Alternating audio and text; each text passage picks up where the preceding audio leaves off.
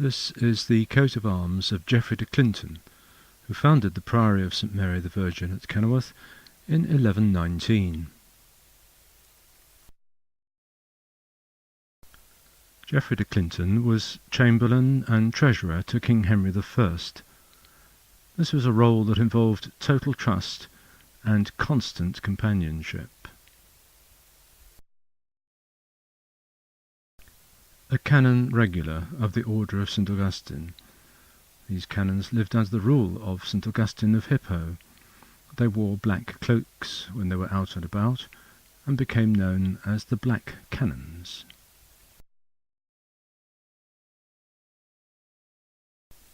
This is a conjectural view of the early priory before the extensive changes made in the 14th century. During the 14th century, the bell tower was built, the transepts extended, a new chancel added, and the gatehouse and barn erected.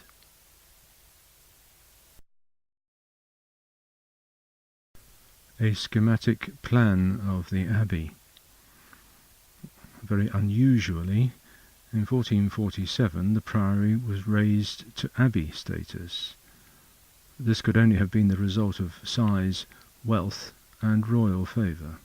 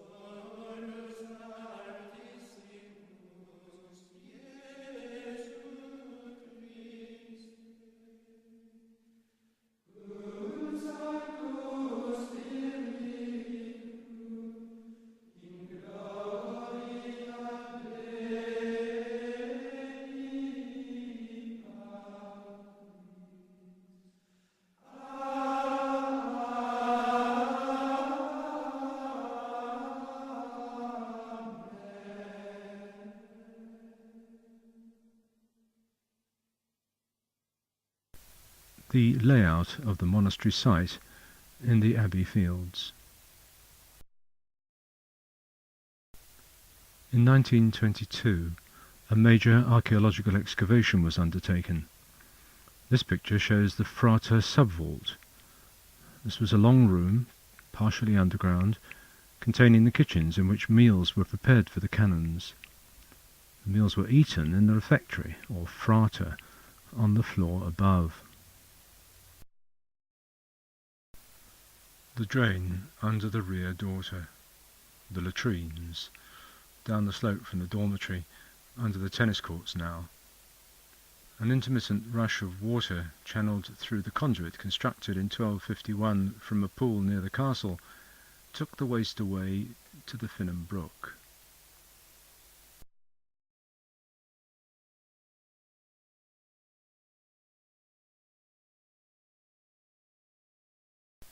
These are medieval carved stone heads discovered during the 1922 excavation and were housed in the barn.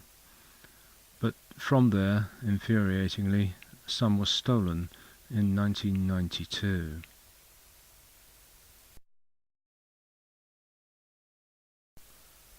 The barn, which has become our Abbey Museum, is a building dating from the 14th century. Its original use is unknown. It has been named variously as a guest house, a fish house, or an infirmary for the sick and poor, although these are unlikely uses. There is some evidence that the prior may have used it as a dining hall. Lines incised on the upstairs walls suggest that at one time stonemasons may have used it as a drawing office or workshop. St Nicholas Church doorway. This array of Norman sculpture was taken from the abbey and reassembled at the west end of the church between 1550 and 1620.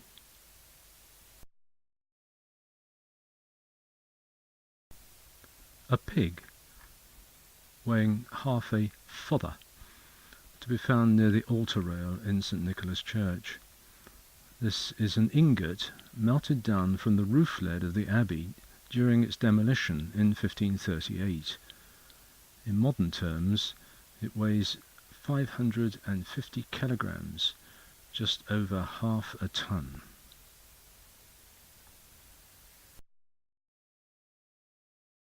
This is a 13th century missal, an altar book used at the Mass, now kept in Chichester Cathedral Library. It is one of the few known surviving books from the Abbey. It was produced by hand in the Abbey itself and used there, probably in 1266, when the King and the Archbishop of Canterbury were in residence.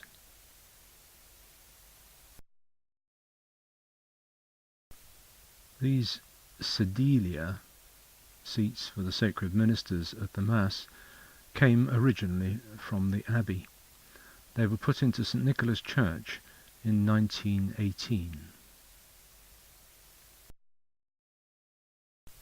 This misericorde, a choir stool with a seat that can be sat upon normally when lowered, or give support to someone standing when it is lifted, is to be found now in Holford Church in South Warwickshire. There would have been some 24 of these in the Abbey, from which this one is believed to have come. The undersides of misericordes were often exquisitely and bizarrely carved, as this one is. The carving is only seen when the seat is lifted for its occupant to lean on it.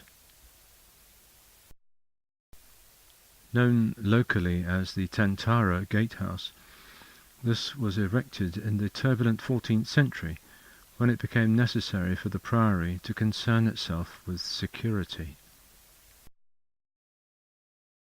The ruins of the Abbey Parlour, the room where canons met relatives and official visitors. Nobody but a canon was allowed beyond this room into the monastery buildings. The canons would have entered by a door from the cloister, which is to the right. The parlour walls still have some of their original lime-wash rendering. It was a stone vaulted room.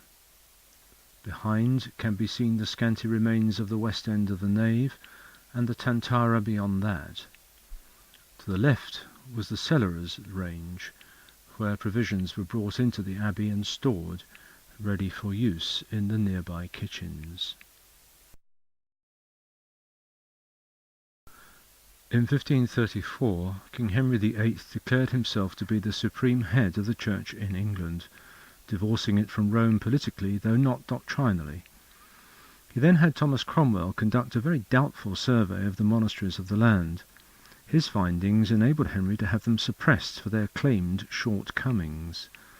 This meant that all their lands and possessions became his, to dispose of as he would, generally filling his coffers, so that he could wage his wars and reward his more faithful followers.